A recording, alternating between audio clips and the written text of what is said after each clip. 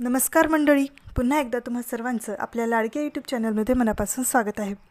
जुळली गाठ ग या मालिकेचा आजचा भाग खूपच इंटरेस्टिंग होता. सुरुवातीलाच आपल्याला दिसतं की धैर्य विचार करत असतो की सावीने तिचा हट्ट सोडला नाही तर मला माझं ते रूप दाखवावं लागेल जे आत्तापर्यंत कोणीच पाहिलेलं नाही. सावी तिकडे रूममधून बाहेर पडण्यासाठी धडपड करत असते. तर आता धैर्य स्वतःला समजावत असतो की मी जे करतोय तेच योग्य आणि प्रॅक्टिकल आहे.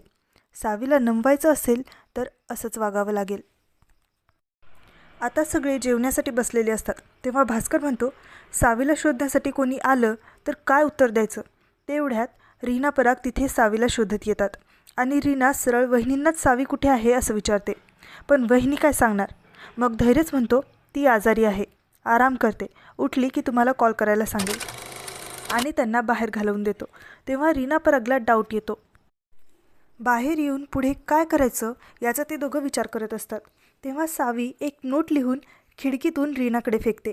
पण रीना ती चिठ्ठी उचलणार तोच भास्कर त्यांना तिथून हाकलून देतो. इकडे सावीची आई खूप काळजीत असते आणि केतन मुद्दाम त्यांना पेपरमधल्या वाईट बातम्या ऐकवत असतो. त्यामुळे त्या दोघांमध्ये पुन्हा एकदा खूप मोठं भांडण होतं.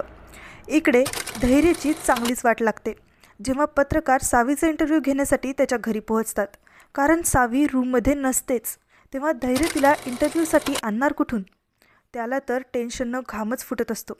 तेवढ्यात सावी तिथे येऊन सांगते की धैर्याने मला कैद करून ठेवलं होतं, म्हणजे त्यांच्या काळजात. आणि धैर्याने मला स्वतः घरात घेतलं आणि स्वतःच्या हातांनी खाऊ घातलं, पाणीसुद्धा पाजलं. हे सगळं ती पत्रकारांना सांगत असते. पण हे सगळं बोलताना तिच्या डोळ्यांच्या कडा पाणावलेल्या असतात. इतका चांगला नवरा भेटलाय म्हणून देवाचे आभार मानायला मी मंदिरात गेले होते असं ती सांगते. पुढील भागात आपल्याला दिसतं की सावी त्यांच्या रूमच्या दरवाजाचं कुलूप फोडत असते. तेव्हा धैर्य विचारतो, तू हे काय करतेस. त्यावर सावी त्याला धमकी देते की मी जे करते ते सरळ मला करू द्या, नाहीतर जे लपवून ठेवलंय ते सगळं तुमचं गुपित सगळ्यांसमोर उघड करेन.